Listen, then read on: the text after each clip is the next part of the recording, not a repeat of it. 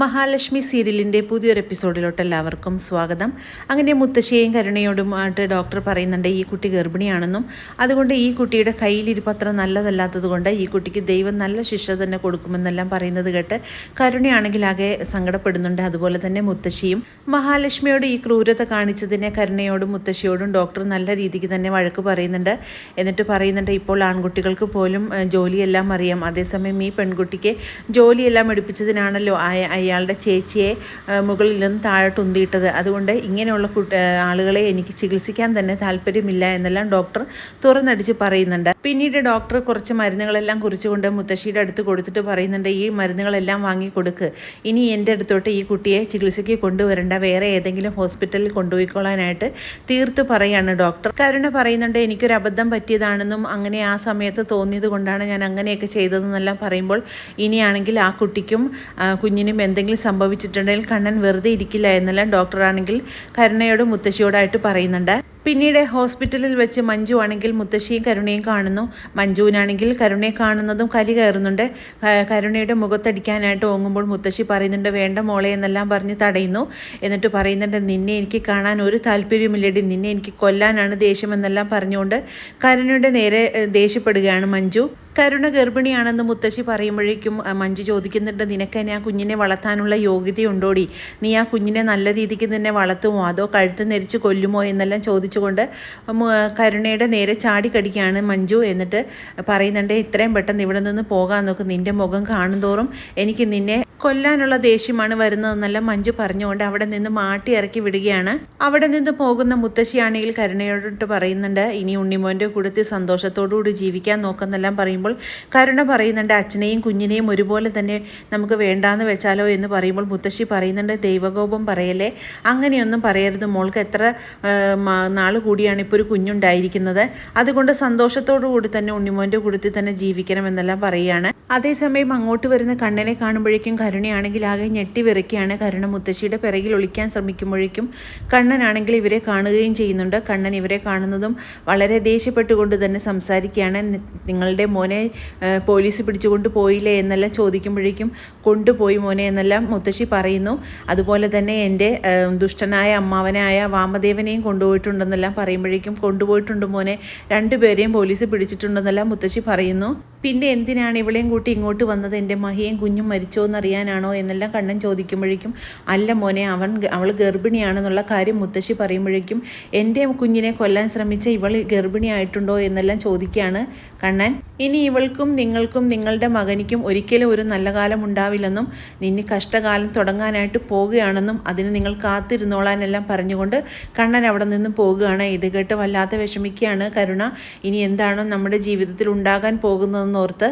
പിന്നീട് മുത്തശ്ശിയാണെങ്കിൽ കരുണയോടായിട്ട് പറയുന്നുണ്ട് മോളി കാണിച്ചതെല്ലാം വല്ലാത്തൊരു സാഹസമായിപ്പോയി, അതുകൊണ്ടല്ലേ ഇപ്പം ഇങ്ങനെയൊക്കെ സംഭവിച്ചത്, അല്ലെങ്കിൽ മോളുടെ അച്ഛനെ ഇപ്പോൾ കണ്ണൻ പോലീസിൽ ഏൽപ്പിക്കില്ലായിരുന്നു, നീയാണ് ഇതിൻ്റെ എല്ലാം കാരണമെന്നെല്ലാം പറഞ്ഞുകൊണ്ട് മുത്തശ്ശി കരുണയെ കുറ്റപ്പെടുത്തുന്നുണ്ട്.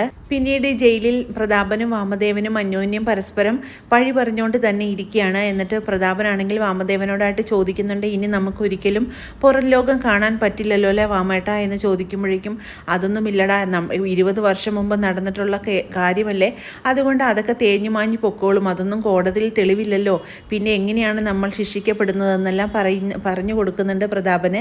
ഇത് കേൾക്കുന്ന പ്രതാപനാണെങ്കിൽ ചെറിയൊരു ആശ്വാസമാകുന്നുണ്ട്. പിന്നീട് പ്രതാപനെ ജാമ്യത്തിൽ ഇറക്കാനായിട്ട് ഒരു വക്കീലിനെ കൊണ്ട് വരികയാണ് കരുണയും മുത്തശ്ശിയും. പക്ഷേ SI ആണെങ്കിൽ ഇതിനൊന്നും സമ്മതിക്കില്ല. SI പറയുന്നുണ്ട് ഇവരെ കോടതിയിൽ ഹാജരാക്കും, കോടതിയിൽ നിന്നും ഇവർക്ക് ജാമ്യം കിട്ടുകയാണെങ്കിൽ മാത്രമേ ഇവരെ കൊണ്ടുപോകാൻ സാധിക്കുകയുള്ളൂ, അല്ലാതെ എൻ്റെ സ്വന്തം റിസ്കിൽ ഇവരെ ജാമ്യത്തിൽ വിടാനായിട്ട് പറ്റില്ല എന്നെല്ലാം പറഞ്ഞുകൊണ്ട് വക്കീലിനെ പറഞ്ഞയക്കുകയാണ് SI.